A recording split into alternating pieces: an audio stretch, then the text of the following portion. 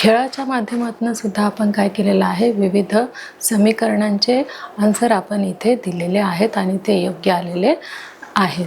बघा आता आपण त्यावर समीकरणं जे आहेत ते आपण काय करणार आहोत, तर परीक्षेच्या माध्यमातून सुद्धा अधिक चांगल्या पद्धतीने आपण ते समजून घेणार आहोत. तर बघा मुलांनो, समीकरणाचे काही क्वेश्चन आपल्याला इथे दिलेले आहे. तर ह्या क्वेश्चनचं योग्य आन्सर देऊन देखील आपल्याला समीकरण हे जे प्रकरण आहे ते अधिक चांगल्या पद्धतीने कळणार आहे.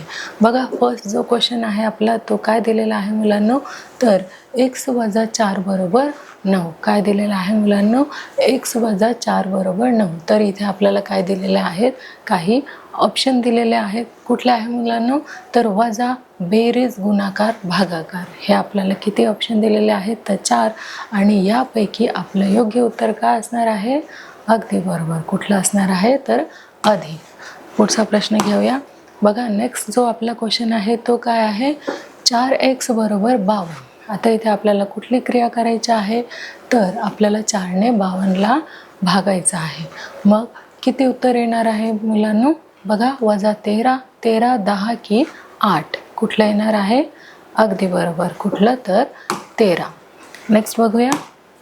बघा नेक्स्ट जे थर्ड आपलं क्वेश्चन आहे ते असणार आहे m - 5 बरोबर -12. तर याचं उत्तर जे आहे ते काय असणार आहे मुलांनो, बघा 4 ऑप्शन आपल्याला इथे दिले गेले आहेत. -7, 7, 17 की -17. काय आपलं योग्य उत्तर असणार आहे मुलांनो, अगदी बरोबर. -7 हे आपलं योग्य उत्तर असणार आहे. नेक्स्ट बघा आपला चौथा प्रश्न काय आहे मुलांनो, बघा p/4 बरोबर 9/13. काय आहे मुलांनो, p/4 बरोबर 9/13. याचं उत्तर आपल्याला ह्या 4 ऑप्शनमध्ये दिलेलं आहे. बघा फर्स्ट आहे 25, सेकंड 50, थर्ड 36 आणि लास्ट आहे -36 - 36. तर आपलं उत्तर जे असणार आहे मुलांनो ते काय असणार आहे, आपल्याला काय करायचं आहे, इथे भागाकार करायचा आहे. तर सांगा पाहू मुलांनो, आपलं उत्तर काय येणार आहे, अगदी बरोबर. तर आपलं उत्तर इथे काय येणार आहे मुलांनो, तर 36 हे येणार आहे. नेक्स्ट बघा मुलांनो, n - 7 बरोबर -11. काय आहे मुलांनो, n - 7 बरोबर -11. आणि हे 4 ऑप्शन आपल्याला दिलेले आहेत. बघा बेरीज, वजाबाकी, भागाकार की गुणाकार. यापैकी आपलं योग्य ऑप्शन काय असणार आहे मुलांनो, वजा अधिक. तर हे आपलं योग्य आन्सर जे आहे ते असणार आहे. नेक्स्ट बघूया मुलांनो, नेक्स्ट 6वा जो क्वेश्चन आहे आपला तो काय आहे, तर 6x बरोबर 24. काय आहे मुलांनो, 6x बरोबर 24. तर आपल्याला इथे काय करायचं आहे, कुठलं साईन आपल्याला यूज करायचं आहे, कुठली गणिती क्रिया करायची आहे, वजाबाकी, बेरीज, भागाकार की गुणाकार. काय करणार आहोत मुलांना आपण इथे, तर इथे आपण भागाकार करणार आहोत. नेक्स्ट बघूया. नेक्स्ट बघा मुलांना काय आहे, y बरोबर 5 बरोबर 1. तर इथे देखील आपल्याला 4 ऑप्शन दिलेले आहेत. बघा फर्स्ट आहे 5, सेकंड 6, थर्ड आहे 7 आणि लास्ट आहे 8. तर काय उत्तर असणार आहे सांगा पाहू मुलांनो, अगदी बरोबर 6 हे आपलं योग्य उत्तर असणार आहे. नेक्स्ट बघूया. नेक्स्ट बघा मुलांनो काय आहे, जो 8वा आपला क्वेश्चन आहे तो असा आहे, x + 9 बरोबर 11. काय मुलांनो, x + 9 बरोबर 11. आणि त्याचं जे उत्तर आहे, कुठली गणिती क्रिया आपण करणार आहोत. बघा मुलांनो, वजाबाकी करणार, बेरीज की गुणाकार की भागाकार. यापैकी योग्य जे आपलं आन्सर असणार आहे ते काय असणार आहे मुलांनो, सांगा पाहू. अगदी बरोबर. काय असणार आहे मुलांनो, तर वजाबाकी हे असणार आहे. नेक्स्ट क्वेश्चन बघूया. बघा नेक्स्ट जो आपला क्वेश्चन आहे तो आहे x + 10 बरोबर 5. काय असणार आहे मुलांनो, x + 10 बरोबर 5. तर याचं उत्तर काय येणार आहे मुलांनो, -6, 8, -5 की 7. सांगा पाहू मुलांनो, काय येणार आहे, तर -5 हे उत्तर येणार आहे. नेक्स्ट बघूया. बघा नेक्स्ट काय आहे आपलं, x - x/6 बरोबर 3. काय मुलांनो, x/6 बरोबर 3 त्याचे देखील आपल्याला 4 ऑप्शन दिलेले आहे आणि त्याच्यामध्ये काय दिलेले आहेत, वेगवेगळे चिन्ह आपल्याला दिलेले आहेत. पहिलं जे आहे ते वजाबाकी आहे, सेकंड आहे ते बेरीज आहे, नंतर भागाकार आणि गुणाकार. तर आपलं योग्य उत्तर काय असणार आहे मुलांनो? इथे आपण काय करणार आहोत, तर गणिती क्रिया करणार आहोत. मग गणिताचं कुठलं साइन आहे, तर गुणाकार. अगदी आपलं उत्तर कसं आहे, बरोबर आहे. मुलांनो, आपण इथे परीक्षेच्या आधारे सुद्धा काय केलेलं आहे, तर समीकरणे हे प्रकरण जे आहे ते समजून घेण्याचा प्रयत्न केलेला आहे. आता आपण काय करणार आहोत, तर काही जे प्रश्न उत्तरे आहे ते देखील आपण विस्तारित स्वरूपात समजून घेणार आहोत. चला तर मग आपण बघूया प्रश्न उत्तरे. बघा मुलांनो, इथे आपल्याला काय प्रश्न विचारलेला आहे की दिलेल्या माहितीवरून समीकरण तयार करा. आता इथे जे आहे आपल्याला इथे उत्तर काढायचं नाही आहे, तर समीकरण तयार करायचं आहे. बघा मुलांनो, काय विचारलेलं आहे की हरबाकडे काही मेंढ्या होत्या. कुणाकडे? हरबाकडे काही मेंढ्या होत्या. बाजारात त्यातील 34 किती मुलांनो, तर 34 मेंढ्या विकल्यावर त्याला 176 मेंढ्या शिल्लक राहिल्या. बघा मुलांनो, काय आहे, बाजारात त्यातील किती मेंढ्या विकल्या, तर 34 मेंढ्या विकल्यावर 176 मेंढ्या शिल्लक राहिल्या. किती मुलांनो? 176 मेंढ्या ज्या आहेत त्या कशा राहिल्या आहेत, तर शिल्लक राहिल्या आहेत. तर हरबाकडे एकूण किती मेंढ्या होत्या? आपल्याला आता इथे काय करायचं आहे, तर एक समीकरण काय तयार करायला सांगितलं मुलांनो, तर समीकरण तयार करायला सांगितलं आहे. तर मग आपण इथे काय म्हणूया मुलांनो, की हरबाकडे X मेंढ्या होत्या असे मानू. बघा मुलांनो, हरबाकडे X मेंढ्या होत्या असे आपण मान्य करू. त्यानंतर बघा, X वजा किती मुलांनो, तर 34 किती विकले आहेत त्याने? 34 बाजारामध्ये विकले आहेत. आणि त्याच्याकडे आता शिल्लक राहिलेले किती आहेत, तर 176 एवढ्या ज्या मेंढ्या आहेत त्या शिल्लक राहिलेल्या आहे, बाकी राहिलेल्या आहे. तर बघा, आपलं समीकरण इथे असं तयार होतं. काय मुलांनो? X वजा 34 बरोबर 176 असं समीकरण आपलं इथे तयार होतं. बघूया आपण जे समीकरण इथे तयार केलेलं आहे ते योग्य आहे की नाही. बघा मुलांनो, आपल्याला प्रश्नच काय विचारला होता की दिलेल्या माहितीवरून समीकरण तयार करा. हरबाकडे काही मेंढ्या होत्या. बाजारात त्यातील 34 मेंढ्या विकल्यावर 176 मेंढ्या शिल्लक राहिल्या. तर हरबाकडे एकूण किती मेंढ्या होत्या? तर हरबाकडे ज्या काही मेंढ्या होत्या त्या आपण किती मानल्या, तर X एवढ्या मेंढ्या मानल्या. तर मिळणारे समीकरण आपले कसे येणार आहे बघा, आपण X मेंढ्या मानले की नाही, तर मग X आधी लिहून घ्यायचं आहे आणि विकल्या म्हणून आपण वजाचं साइन देणार आहे. किती विकले आहेत, किती कमी झालेल्या आहेत, तर 34 ह्या कमी झालेल्या आहेत. आणि राहिलेल्या ज्या मेंढ्या आहेत त्या किती आहेत मुलांनो, तर राहिलेल्या मेंढ्या आहेत 176. म्हणून आपलं समीकरण काय येणार आहे मुलांनो, तर X वजा 34 बरोबर 176 हे आपलं काय येणार आहे, समीकरण येणार आहे. नक्कीच हे समीकरण कसं तयार करायचं हे आपल्याला समजलं असेलच. पुढचा प्रश्न घेऊया. बघा मुलांनो, आपलं जे दुसरं समीकरण आहे ते काय आहे की दिलेल्या माहितीवरून समीकरण आपल्याला काय करायचं आहे, तयार करायचं आहे. काय करायचं आहे मुलांनो, तर एक समीकरण आपल्याला इथे बनवायचं आहे. बघा, साक्षीने घरी गुळांबा तयार केला. काय तयार केलं साक्षीने, तर गुळांबा तयार केला व काही बाटल्या भरल्या. त्या बाटल्यांपैकी 7 बाटल्या मैत्रिणींना वाटल्यावर घरी 12 बाटल्या गुळांबा शिल्लक राहिल्या. त्याने 7 बाटल्या ज्या आहेत त्या कमी केल्या. त्या कुणाला दिलेल्या आहेत, तर त्या तिने मैत्रिणीला दिलेल्या आहेत. आणि 12 ज्या बाटल्या आहेत त्या तिच्याकडे शिल्लक राहिलेल्या आहे. तर मग शिल्लक राहिल्या तर एकूण किती बाटल्या गुळांबा तयार झाला. आता आपण इथे काय करणार आहोत, तर एकूण किती बाटल्या गुळांबा तयार झाला हे आपण किती मांडणार आहोत, तर एकूण गुळांबा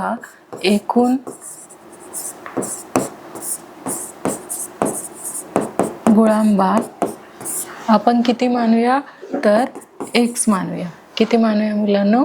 एक्स मानूया, ए मानूया, वाय मानूया किंवा झेड मानूया. कुठलंही अल्फाबेट वर्ड तुम्ही इथे घेऊ शकता.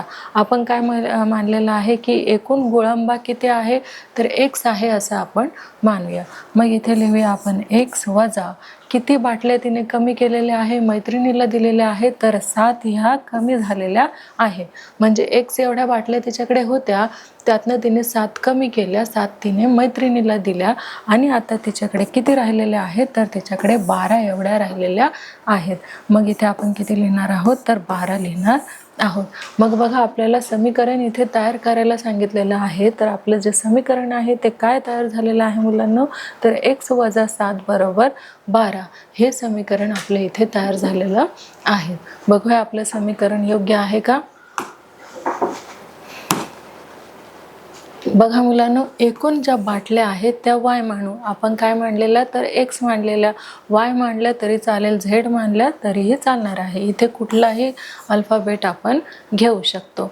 बघा एकूण बाटल्या किती मांडल्या? तर वाय मानल्या. आणि मग आपण इथे लिहिलं वाय.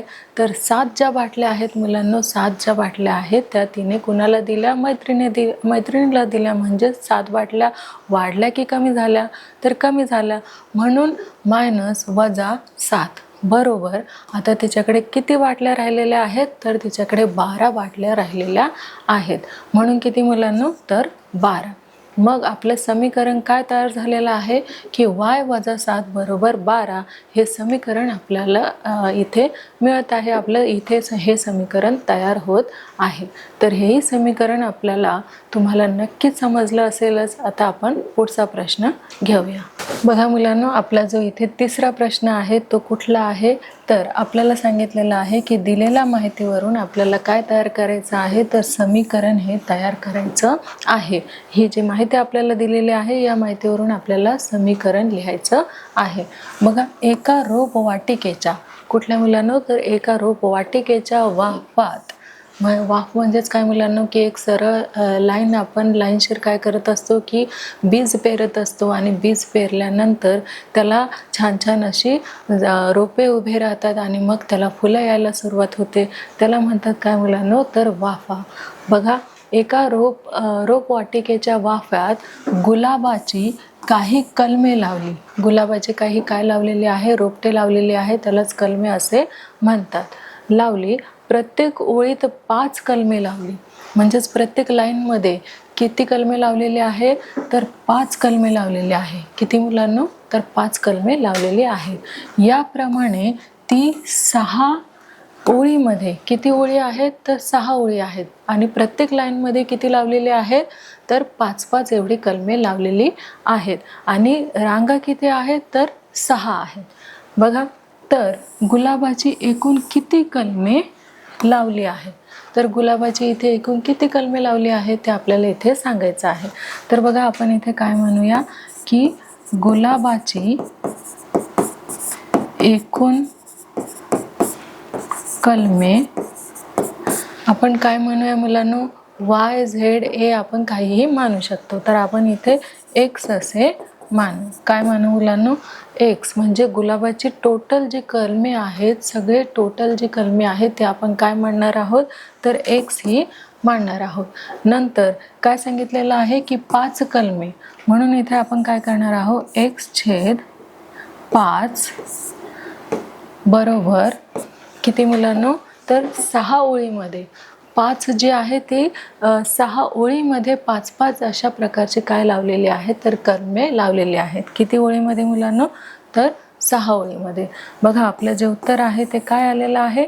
एक्स छेद 5 बरोबर 6 असं आपलं समीकरण आलेलं आहे. असं आपल्याला समीकरण इथे बनवता येतं. बघूया आपण आपलं समीकरण जे आहे ते योग्य आहे की नाही. बघा दिलेल्या माहितीवरून आपल्याला काय तयार करायचं आहे मुलांनो? तर दिलेल्या माहितीवरून आपल्याला समीकरण तयार करायचं आहे. काय तयार करायचं आहे? समीकरण. बघा एका रोपवाटिकेच्या वाफ्यात गुलाबाची काही कलमे लावली. प्रत्येक ओळीत किती आहेत? तर 5 कलमे ही आहेत. याप्रमाणे ती 6 ओळीमध्ये लावली. एका लाईनमध्ये किती आहेत तर 5 कलमे आहेत आणि 6 लाईनमध्ये 5-5 असे काय लावलेले आहेत तर कलमे लावलेले आहेत. तर त्याचं आपल्याला काय तयार करायचं आहे, समीकरण तयार करायचं आहे. तर गुलाबाची एकूण कलमे किती, म्हणून गुलाबाची एकूण कलमे आपण काय मानलेली आहे तर इथे पी मानलेली आहे. एकूण कलमे किती मुलांनो तर पी मानू, म्हणून पी छेद किती मुलांनो 5 कलमे. एका लाईनमध्ये किती कलमे लावलेले आहेत तर 5 कलमे इथे लावलेली आहेत. म्हणून पी छेद 5 बरोबर किती लाईन झालेल्या आहेत त्या तर 6 लाईन झालेल्या आहेत. किती मुलांनो तर 6 लाईन झालेल्या आहेत. म्हणून पी छेद 5 बरोबर किती तर 6. अशा प्रकारे आपल्याला काय करता येईल तर समीकरण तयार करता येईल. पुढचा प्रश्न बघूया. बघा मुलांनो, पुढचं समीकरण आपलं काय असणार आहे तर दिलेल्या माहितीवरून आपल्याला काय तयार करायचं आहे तर समीकरण हे तयार करायचं आहे. बघा, 1 डझन केळ्यांची किंमत किती आहे मुलांनो तर 48 रुपये आहे. किती आहे 48 रुपये आहे. तर एका केळीची किंमत किती आहे तर एका केळीची किंमत आपल्याला काढायची आहे. पण इथे आपल्याला काय तयार करायला सांगितलं आहे की ही जी दिलेली माहिती आहे त्या माहितीवरून आपल्याला इथे फक्त समीकरण तयार करायचं आहे. समीकरणाची आपल्याला उकल करायची नाही आहे. तर फक्त आपल्याला काय करायचं आहे समीकरण तयार करायचं आहे. म्हणून बघा इथे काय 1 डझन केळांची किंमत 48 रुपये आहे. तर एका केळाची किंमत किती तर एका केळाची किंमत आपण किती मानूया मुलांना तर एका केळीची किंमत x मानू. किती मुलांनो x ही मानू. आणि आपल्याला माहितीच आहे की 1 डझनमध्ये 1 डझन बरोबर किती केळी मुलांनो तर 12. 1 डझनमध्ये किती मिळतात तर 12 मिळतात. म्हणून 12x बरोबर किती रुपये मुलांनो एक डझन किंमतची 1 डझन केळ्यांची किंमत किती आहे तर 48 रुपये आहे. म्हणून 12x बरोबर किती मुलांनो तर 48. किती मुलांनो 12x बरोबर 48. बघूया आपलं उत्तर बरोबर आहे की नाही ते. बघा मुलांनो, काय सांगितलेलं आहे की 1 डझन केळ्यांची किंमत किती आहे तर 48 रुपये आहे. तर एका केळीची किंमत आपल्याला काढायची आहे. तर एका केळीची जी किंमत आहे ते आपण काय मानलेली आहे तर x मानलेली आहे. आणि आपल्याला माहीतच आहे की 1 डझन केळी बरोबर किती केळी असतात. 1 डझन केळीमध्ये किती केळी असतात तर 12 केळी असतात. म्हणून आपण काय केलेलं आहे तर 12x बरोबर किती रुपये आहेत तर 48 रुपये आहेत. म्हणून 12x बरोबर 48 हे आपलं उत्तर अगदी बरोबर आलेलं आहे. म्हणजेच आपलं जे समीकरण आहे ते आपलं कसं आलेलं आहे अगदी योग्य असं आपल्याला मांडता आलेलं आहे. पुढचा प्रश्न बघूया. बघा मुलांनो, पुढचं आपल्याला एक्झाम्पल काय दिलेलं आहे तर इथेही आपल्याला समीकरण हे तयार करायचं आहे. काय सांगितलेलं आहे की पोत्यातील एकूण किलोग्रॅम ज्वारीपैकी प्रत्येक महिन्याकरता 12 किलोग्रॅम असे 3 महिने दळणाकरता वापरल्यावर 18 किलोग्रॅम ज्वारी शिल्लक राहिली. तर पोत्यात एकूण किती किलोग्रॅम ज्वारी शिल्लक राहिली. तर आपल्याला माहितीच आहे की एकूण जी ज्वारी आहे ती आपल्याला काय मानायची आहे तर x मानू. किती मुलांनो x मानू. काय मानणार आहोत तर एकूण किलोग्रॅम राहिलेली जी काही ज्वारी आहे ते आपण इथे काय मानलेली आहे तर x मानलेली आहे. आणि दळणाकरता 3 महिने किती गेलेले आहे मुलांनो तर 12 किलोग्रॅम अशी ज्वारी दळण्यासाठी गेलेली आहे. म्हणजेच आपण इथे काय करणार आहोत 12 गुणिले 3 12 किती मुलांनो तर 36. 12 किती तर 36. मग आता आपल्याला सांगितलेलं आहे की 18 किलोग्रॅम ज्वारी शिल्लक राहिली तर पोत्यात एकूण किती किलोग्रॅम ज्वारी होती. आपल्याला काय करायचं आहे तर समीकरण हे तयार करायचं आहे. तर आपण काय मानलेलं आहे पोत्यात जी राहिलेली ज्वारी आहे ते आपण इथे x मानलेली आहे. म्हणून x वजा 36 बरोबर किती मुलांनो तर 18. आपलं समीकरण जे आहे ते इथे काय तयार झालेलं आहे मुलांनो तर x वजा 36 बरोबर 18 हे समीकरण आपल्या इथे तयार झालेलं आहे. बघा मुलांनो, हेच आपण अधिक इथे स्पष्टीकरण करून घेऊया. बघा, प्रत्येक महिन्याला 12 किलोग्रॅम 3 महिने ज्वारी वापरली म्हणजेच 12 गुणिले 3 किती होतात मुलांनो? 12 होतात 36 किलोग्रॅम ज्वारी दळणाकरता वापरली. पोत्यातील एकूण किलोग्रॅम ज्वारी एम मानल्यास, इथे काय मानलेले आहे तर एम मानलेले आहे की आपण एक्स मानलेली होती. तर एम वजा 36 बरोबर 18 हे समीकरण आपल्या इथे तयार होतं. कुठलं मुलांनो? एम वजा 36 बरोबर 18 हे समीकरण आपल्याला इथे मिळतं. आपण आता पुढचा प्रश्न देखील काय करणार आहोत? बघणार आहोत. बघा मुलांना, जो आपला प्रश्न आहे तो काय विचारलेला आहे की चलाची उकल शोधणे म्हणजे काय? चलाची उकल, आपण उकल करतो ना की जे काही समीकरण आपल्याला इथे दिलेलं असतं ते समीकरण आपण सॉल्व करतो, म्हणजे ते आपण उकलतो. याचाच अर्थ काय? चलाची उकल काढणे किंवा शोधणे म्हणजेच त्याची काय करणे तर त्याची किंमत शोधणे. यालाच काय म्हणतात तर यालाच उकल असे म्हणतात. बघूया मुलांना, बघा चलाची उकल शोधणे म्हणजे चलाची काय करणे मुलांनो तर किंमत काढणे. चलाची जेव्हा आपण उकल करतो, उकल करणे काय असतं मुलांनो तर चलाची आपण काय करत असतो तर किंमत काढत असतो. पुढचा प्रश्न घेऊया. बघा मुलांनो, आपल्याला पुढचा प्रश्न काय विचारलेला आहे तर उकल म्हणजे काय? आता आपण मगाशीच बघितलेलं होतं की उकल म्हणजे काय की समीकरणाची जी किंमत आहे ती संतुलित राहणं म्हणजेच काय मुलांनो तर उकल. बघूया आपण. बघा मुलांनो, उकल म्हणजे काय तर चलाच्या ज्या किमतीने समीकरण कसं राहतं मुलांनो? संतुलित राहतं. कसं राहतं? संतुलित राहतं. कशाने संतुलित राहतं तर चलाच्या किमतीने. चलाच्या किमतीने जे काही आपण समीकरण तयार करतो ते कसं राहतं मुलांनो तर संतुलित राहतं. त्या किमतीतील समीकरणाची उकल असे म्हणतात. त्यालाच काय म्हणतात मुलांनो तर किमतीला समीकरणाची उकल असे म्हणतात. पुढे बघूया. बघा मुलांनो, पुढचा जो आपला प्रश्न आहे तो काय आहे की संतुलित समीकरणावर कोणत्या क्रिया केल्या तर मिळणारे समीकरण संतुलित असते. बघा मुलांनो, आपल्याला काय काय क्रिया कराव्या लागणार आहे जेणेकरून समीकरण कसं असणार आहे तर संतुलित असं असणार आहे. बघा मुलांनो, आपण बघूया. पहिलं जे आहे संतुलित समीकरणावर आपण काय क्रिया करणार आहोत तर काय आहे? दोन्ही बाजूंमध्ये समान संख्या मिळवणे. बघा, आपण काय करत असतो की समीकरणाची उकल करताना आपण दोन्ही बाजूमध्ये एका बाजूला दुसऱ्या संख्येने आपण भागत किंवा गुणत नाही. सारखीच आपण काय करत असतो? गणिती क्रिया करत असतो. एकाच संख्येने आपण दोन्ही बाजूंना काय करत असतो?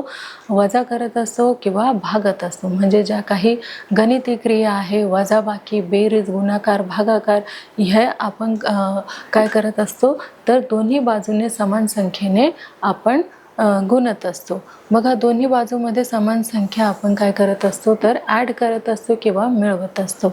नेक्स्ट बघा काय आहे मुलांनो तर नेक्स्ट आहे ते काय आहे? दोन्ही बाजूमध्ये समान संख्या वजा करणे.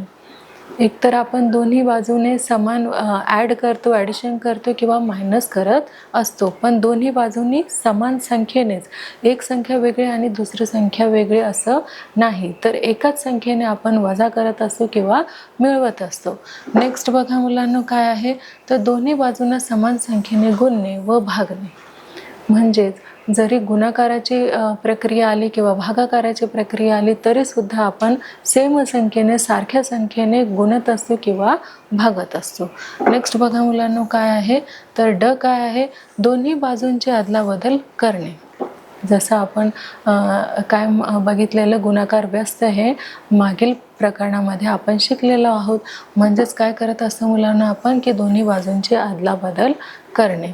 यापैकी कोणतीही क्रिया केली तरी मिळणारे समीकरण कसे असते मुलांनो तर संतुलित राहतं, बॅलन्स त्या समीकरणाचं असतं. पुढचा प्रश्न आपण बघूया मुलांनो. काय आहे पुढचा प्रश्न तर तराजू व समीकरण यात काय साम्य आहे? बघा मुलांनो, इथे आपल्याला काय सांगितलं आहे की तराजू व समीकरण यात काय साम्य आहे तर चलाच्या ज्या किमतीने समीकरण संतुलित राहते त्या किमतीला समीकरणाची उकल असे म्हणतात. बघा, चलाच्या ज्या किमतीने समीकरण कसं राहतं तर संतुलित राहतं त्या किमतीला काय म्हणतात मुलांनो तर चलाची उकल असे म्हणतात. तर बघा मुलांनो, आपण इयत्ता 6वी गणितामधील जे काही आपलं चॅप्टर आहे, कुठलं मुलांनो, 10वं चॅप्टर कुठलं तर समीकरणे हे जे आपलं चॅप्टर आहे ते आपण व्यवस्थित अभ्यासलं देखील, त्याचा सराव देखील केलेला आहे. तसेच खेळाच्या माध्यमातून सुद्धा आपण काय केलेलं आहे, तर समीकरणे कसे तयार करायचे आहेत किंवा त्याची उकल कशी करायची आहे, त्याच्या किमती कशा काढायच्या आहेत, हे देखील आपण शिकलो. त्यानंतर त्यावर आपण परीक्षा देखील घेतलेली आहे. प्रश्न उत्तरे हे देखील आपण स्पष्ट केलेले आहेत, त्याचं व्यवस्थित स्पष्टीकरण केलेले आहे. तर नक्कीच मुलांनो, तुम्हाला 10वं चॅप्टर समीकरणं हे समजलेलं असेलच. तर आपण लवकरच भेटूया पुढच्या एका नवीन पाठामध्ये. तोपर्यंत धन्यवाद.